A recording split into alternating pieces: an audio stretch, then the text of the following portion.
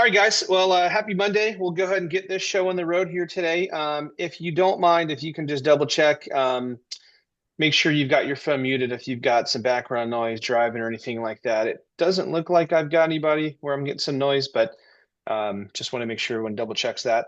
Um, so today's call will be a little bit like the last 6 weeks, a little bit of Groundhog Day. So markets are very much driven by what's happening overseas with the war in Iran. Um, it seemed like we had a ceasefire on Friday, and then we didn't. And anyway, the markets are kind of reacting as you would expect. So I'm going to share my screen here, and we'll kind of go back and forth on sharing some charts and graphs and data. So the last couple weeks, and let's see here, we should be up.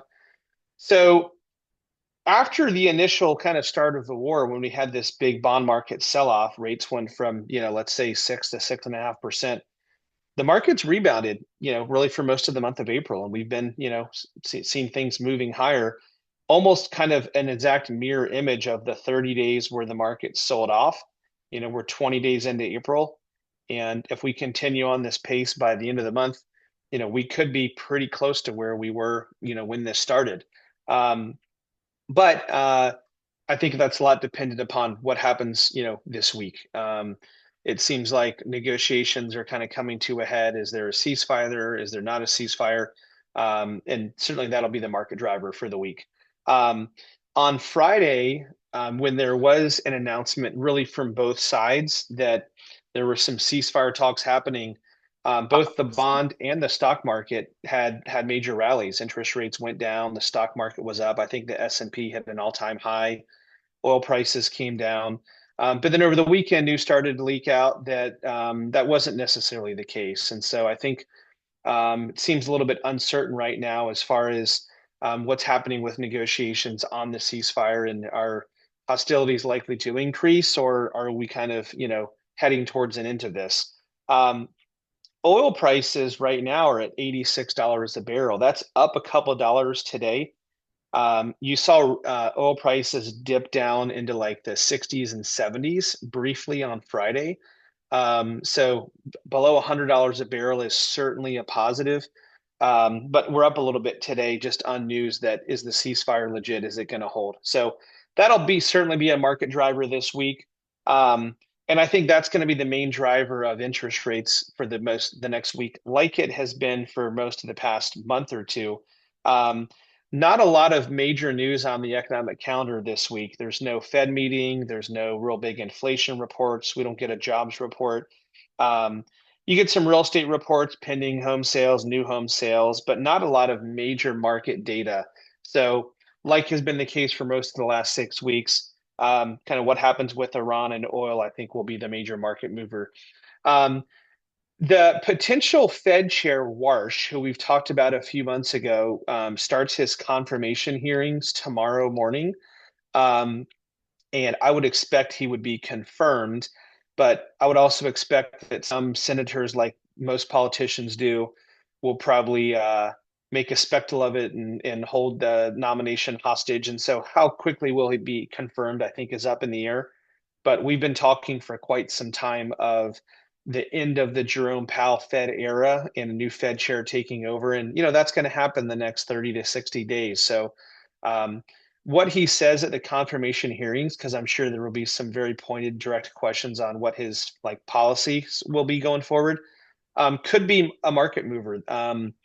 The market tries to anticipate what's going to happen, not what has happened in the past. And so, what Warsh says during these hearings and question and answers, I think the market will try to anticipate when he is Fed chair, and most people expect he'll be confirmed. What kind of policies could that lead him to implement? So that has the potential to be a market mover. So, but this week is kind of more in the same. It's We're watching Iran, we're watching oil, how that affects interest rates and inflation is a market mover. Um, I wanted to talk about a few other things today because we've been so heavy on a war the last 6 weeks. So um, I've noticed a trend, and I'm curious to see if others have, that the average for us, it's loan amount. For you guys, it's sale price.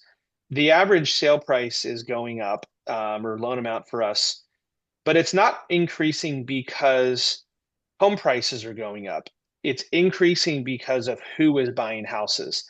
And we've talked about this topic before, but I think it's important to understand the data and how we can share it with customers. But kind of the gap, if you will, the wealth gap between older, more established, more savings, higher income, longer employment history people, and younger, less work history, lower income, less savings. That gap is widening, and it's really challenging for younger, less experienced, first-time homebuyers right now. And in fact, if you look at in Florida, the Hometown Heroes program, for the last couple of years, the state of Florida funded that with $100 million in that down payment assistance fund. And for most of the past few years, that $100 million was gone in 60 days, maybe 90 days. This year's version, I guess the 2025 version, was only $50 million, and the funds were just exhausted a few weeks ago. It lasted, and came out, I think, in November, but it lasted about 5 months. So it lasted longer with half the money. And what that tells me is the appetite for down payment assistance, which is a first time homebuyer program, is nowhere near it's been the last 2 or 3 years. Or another way to look at it is there's far fewer first time homebuyers in the market today than there have been. Why is that? Interest rates and prices are higher, but are interest rates and prices any higher than they were in 2022 and 2023? Not really. In fact, rates are lower and prices are probably flat. In some areas, maybe they're a little bit up. In some areas, maybe they're a little bit down. But um, there hasn't been a meaningful movement in prices, but there has been a reduction in interest rates. And so one could argue that today is actually a better time to be a first-time home buyer than it was in 2022 and 2023. Um, but why are fewer first-time home buyers in the market today than there were 2 or 3 years ago? Or why is that gap widening? That's a question that I think we have to ask. And I think the answer, in my opinion, to that question is um, external factors and information that they're receiving from the media and from family members. And so I think it's important for all of us to continue educating first-time homebuyers of the value of homeownership. So the chart I've got here, by the way, if you're not on our team, they're probably sick of me talking about AI and Claude, but I pulled this up last night in Claude with like a 30-second prompt. I said, give me a chart to show the average net worth of a renter versus a home buyer. And it took minutes. So if totally separate subject, but if you're on chat, that's like a rotary phone. And Claude is like a cell phone in that analogy, right? So Claude.ai, pay for the Oh, I $200 a just year put it premium plan. upstairs. It's over the railing. Okay, there we go. Anyway, this was pulled from Claude. So this is the average net worth of homeowners versus renters, going back until the 80s. And so, the renter line hasn't really moved a whole lot. But look at the homeowner line, how the average net worth of a homeowner has risen in a relatively steady line outside of like post crash when it fell back and then picked back up.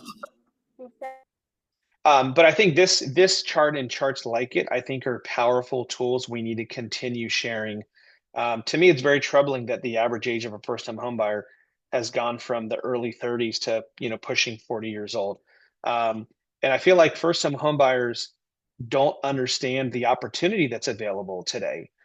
It's a great buyer's market in most of the country. Sellers are motivated. There's more sellers than buyers. You're seeing price reductions and seller paid closing costs and or rate buy downs, or the ability to negotiate for repairs is easier than it has been over the past couple years. And so you guys have all seen a chart like this, and we've talked about this on this call, periodically over the last couple years. But I think it's important to continue sharing that messaging. Um, Along the same lines, I wanted to walk you guys through today because we're seeing a much higher percentage of transactions involving some kind of seller paid closing cost credit. I'm curious, what percentage of transactions do you all feel like um, involves a seller credit, whether that's a repair or closing costs. What percentage do you guys think, like, of the stuff that you're involved with? So, 75%. wow. Okay, that's a big number. I'm surprised 75.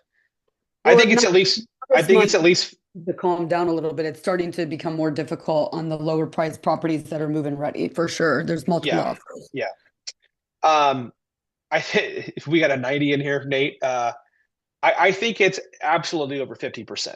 And I think what Dave posted in here about repairs, I feel like what we're seeing, it's very common where sellers are agreeing to credits for repairs like, you know, post contract, post inspection, second round of negotiations seems to be very common.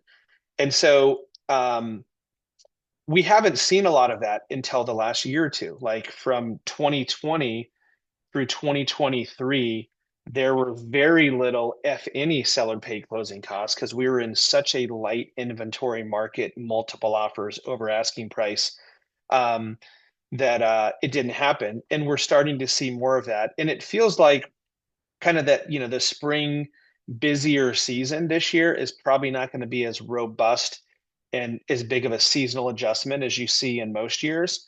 And I think as the spring and summer progresses, sellers that expected it to be a little bit easier to sell their house given the time of the year that we're in are probably going to start to, realize they might need to offer some type of incentives. And so like we have realtors ask us like, should we offer a seller credit for a rate buy down or repairs? And so I want to walk you guys through a bunch of like seller credit scenarios. And we've had a couple where we've done like escrow holdbacks and things like that. So the first thing I'm going to show you guys, this is what we call a pricing stack. And this is just a generic 30-year fixed rate mortgage. Okay. Um, and so what I want to show you is like 98.4 at 6.375. Just keep that number in mind. Okay. And then I go to like 6% is 97.8. Okay. And so the difference between 98.4 here and 97.8, that's a lower interest rate with more discount points. Okay. And so the difference between this here and the 6.075, that's zero point 0.6 points. Okay. 0.64, meaning that if I wanted to go from 6.375, whoops, to 6.075 in this generic example, it would cost 0.64 more in discount points or rate buy down to lower my interest rate that amount. Okay. Um, I'm using a $400,000 mortgage amount in this example. So that would cost me $2,500. Okay. And the payment differential, 24.95 here to 24.18, which is right here, okay, is $77 a month. All right. And if you're not following me, just kind of interrupt or pop it in the chat. Um, but basically, the decision is, does it make sense to spend $2,500 up front to save $77 a month? And to answer that question, you have to then do some math and figure out what's the break even point. The break even point's 32 months, so about 2.5 years, right? So would it make sense to go from this rate in payment to this rate in payment? It depends on how long you're going to keep the house for, right? And everyone's kind of familiar with that decision-making process. Um, what we're the question we're being asked oftentimes is because the seller's probably paying for that in today's market, right? Through a seller paid closing cost or rate buy down or something like that.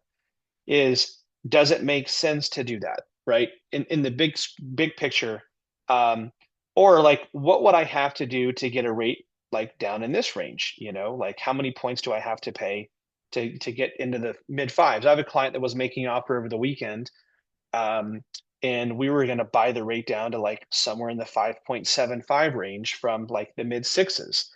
And that's because of their payment budget and affordability and the fact that the house had been on the market for 60 days and we figured we could probably negotiate that into the deal, right?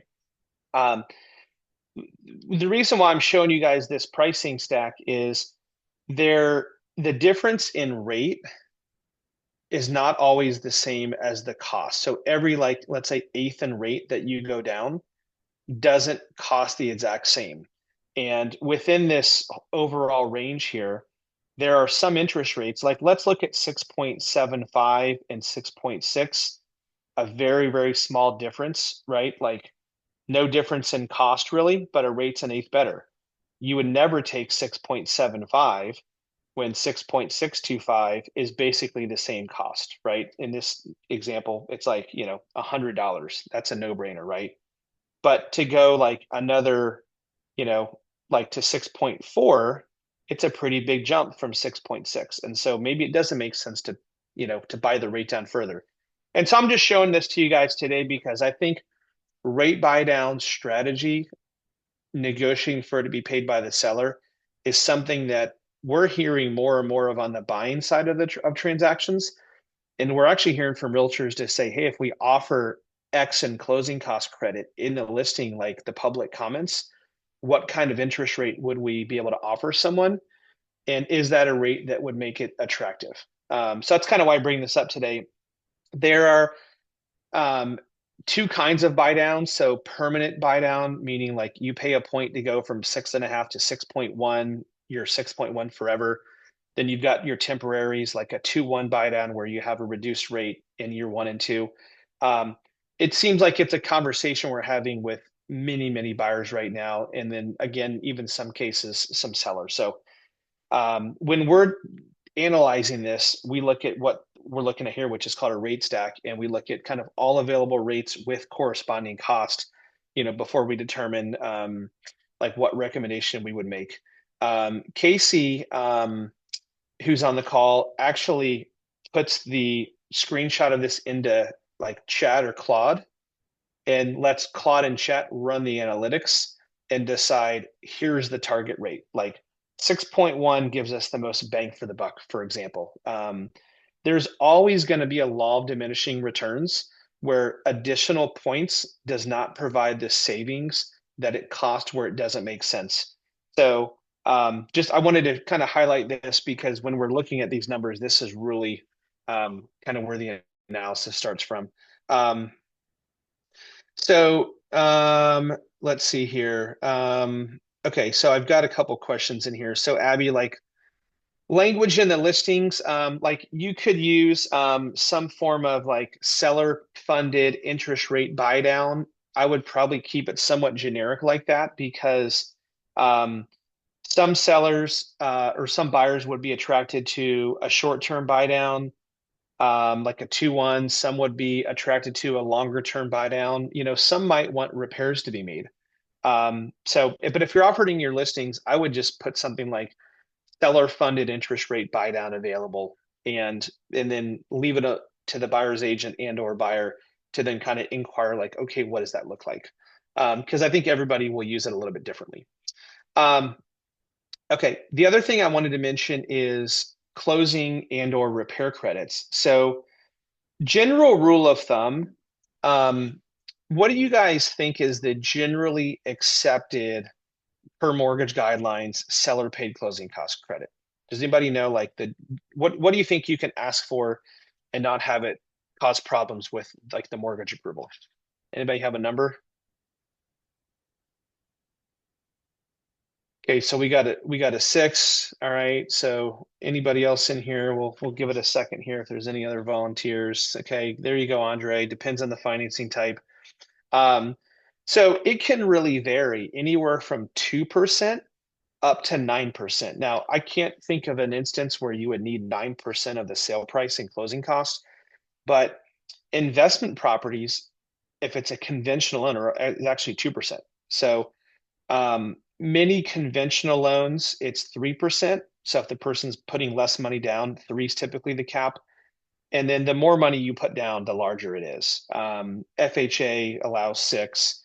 3% is almost always going to be allowed per whatever the mortgage program guidelines are. But in some cases, you can do more than 3. So FHA, VA, and conventional with 10% down or more, actually more than 5% down, you can exceed that 3%. Um, And so what one thing we're starting to see more of, and just something to think about both with listings and buyers, is in the past it would be like one or the other, like closing cost, rate buy down, or repairs, right? Um, but now with the ability to get credit more frequently and sometimes larger amounts, we're seeing people get closing cost and a rate buy down, or closing cost and repair credit. Um, and so when you're going above 3%, that's just, I think, a conversation with the lender to make sure you're not exceeding the maximum amount. Um, VA, Abby, you can do four. Technically, you can do more than four with VA. Some people say four. That's really not a really firm and hard rule, but a lot of people kind of say that's a generally accepted rule for VA of 4%. Um, so I think the buy down seller credit scenario is very customized to the transaction. The message we want you guys to get today is, it's a good conversation for us to have with you and the client together, because how do we optimize those funds? Is it best used towards closing cost, short-term buy down, permanent buy down, repairs, uh, closing cost in lieu of repairs, which is common, right? Like, how does all that work? Um, and then kind of as a addition to that, so let's say I've got literally this exact example right now. Okay. So it's like a 700 and some odd $1,000 property. Closing costs, rate buy down, insurance, taxes, all of that's about $15,000. Okay. Um, and initially at contract, we got a credit for $6,000. Okay. Post inspection, there's repairs that need to be made. Okay. So I'm going to ask you guys to do some math. All right. So if 15,000 is the closing costs that are available and I'm already getting six, okay, um, and there's going to be more credit asked for post inspection, how much can I ask for in closing cost credit before I am kind of wasting the buyer's potential funds? Okay. Anybody want to give me that answer? So I've got 15 in closing costs. Okay, we got a correct answer. All right. So 9 grand, right? So if I've got 15 in closing costs and I'm already getting six, and post inspection, there's some repairs, I could go from six to 15, another 9 grand, and use all that money. Okay. But the question is, what if it's going to cost $12,000? What if it's a new roof? Then what do I do? Right. Um, I think a lot of times, and you guys were told incorrectly by lenders to not list repairs in the addendum, like in your contracts. And I'm going to tell you that is incorrect, 100% incorrect, with the qualifier of have a discussion before you put it in the contract. Okay. So let's say that post inspection in this example, we need a new roof and it's $15,000. Okay. And the seller agrees to pay for it. Okay. So then what will we do? Well, we can't add 15 grand of closing costs that don't exist. We'd be leaving money on the table. So we would tell you guys right in the contract, seller paid $15,000 for roof repair. And we would tell you that is completely acceptable to put a specific repair in the contract like that. Okay. When you put it in the contract, what does that mean? That means that underwriting knows about it, right? Sometimes you would think that's a problem. Oh, we don't want underwriting to know about it. Underwriting knowing about it is perfectly fine and acceptable. It just means that we have to then document what's the game plan to fix this roof. Okay. And in some cases, the roof's fixed before closing and it didn't even really matter. It was done. But in most of the time, it's going to be a post closing, repair. And so Jen Fanning on our team correctly answered escrow holdback, right? Cole's doing, I think, one or two of these right now in South Carolina, maybe one in North Carolina.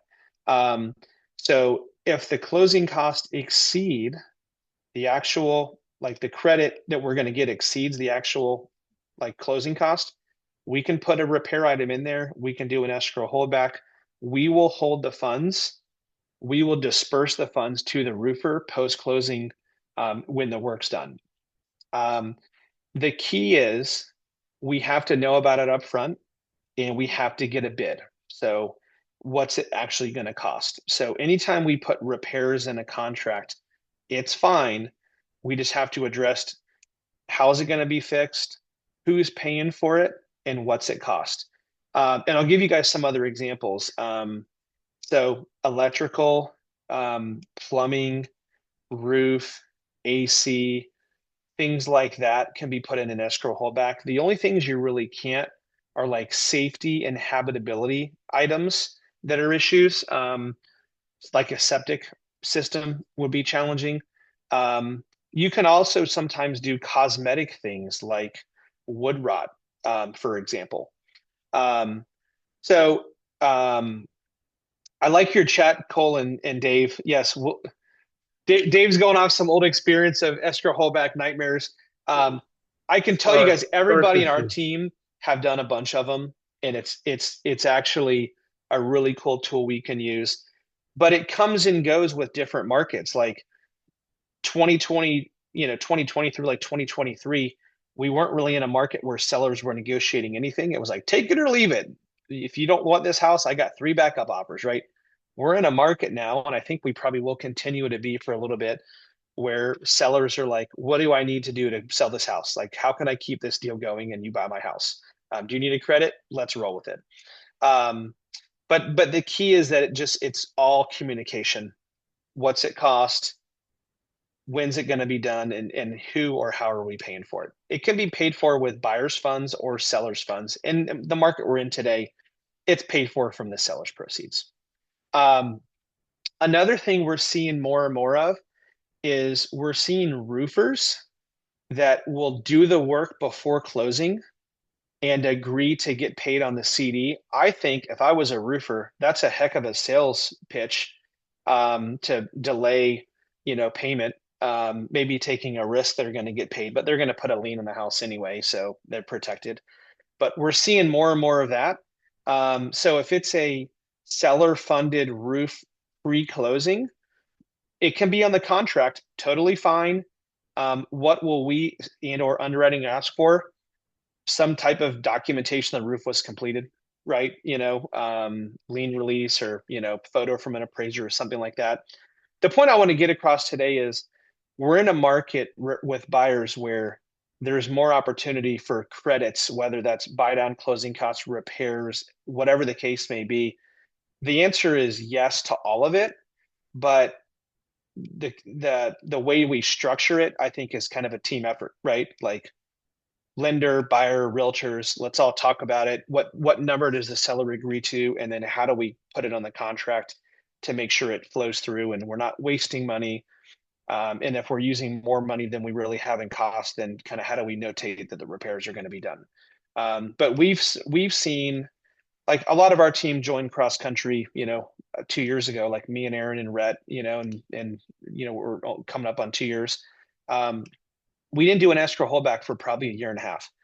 And in the last 6 months, it has just become hot because the market we're in. So anyway, I think it's a cool opportunity. I think if it's your listing, and the house needs work, just know that you can also, even if it's not like us as the lender, some lenders, I think a lot of lenders will probably, allow it. But if you guys need help from us, even on a deal we might not be involved with, like if it's one of your listings, we can at least tell you how to structure it so it should go through with whoever the lender is, even if it wasn't us. Okay, we are right at 10:30, guys. So hopefully that was helpful and just kind of got your mind thinking of how to keep deals together and from falling apart. But it does feel like that's the market we're in. Um, keep a close eye on the markets this week with what happens overseas. Ceasefire talk, that'll be a market mover. And we will see you guys next Monday. And last thing, if you're in Orlando and local, we're teaching a class tomorrow. You guys probably got emails and text invitations, but Aaron and I are teaching a class on no money down programs. So not necessarily for first time home buyers, really everybody as well. So if you guys are free tomorrow, 12 to 1 at the same place we do a lot of our Orlando lunch and learns. And we will see you guys next week. Thanks, everybody. Have a great day.